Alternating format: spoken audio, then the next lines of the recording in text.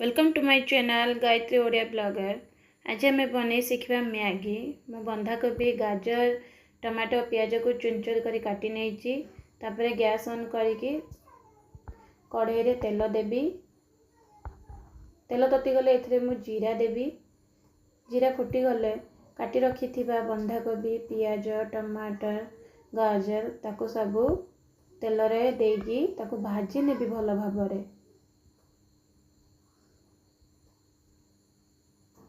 आपण मन चाहिले भी अलग जहाँ भी वेजिटेबल्स अच्छी ग्रीन मटर कि कैप्सिकम ये सब ऐड करि परिबे। आलू भी ऐड करि परिबे। मु जहाँ थिला घरे ताहा सब ऐड करिकी बनाउची।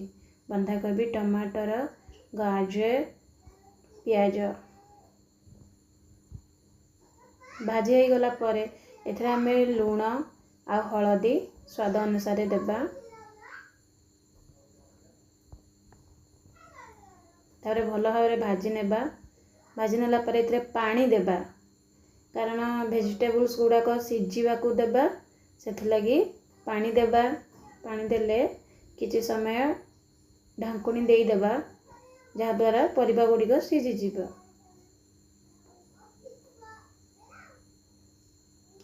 किछि समय पर ढांकुणी खोली देखिबा परिबा सिझी गलानी।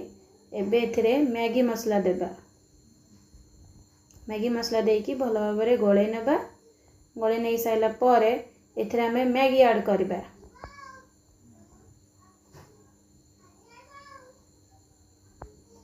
मैगी ऐड करके भल भाव गोले नेबा। तार किछि समय पुणी घोड़े देबा जहा द्वारा मैगीटा सॉफ्ट हो जिवो।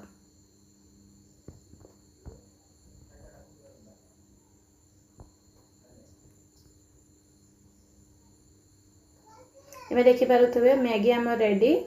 आपण माने भी एमिति मैगी बनातु खातु एवं केमिति लागिला मैगी रेसिपी कमेंट करी जणातु। जय जगन्नाथ।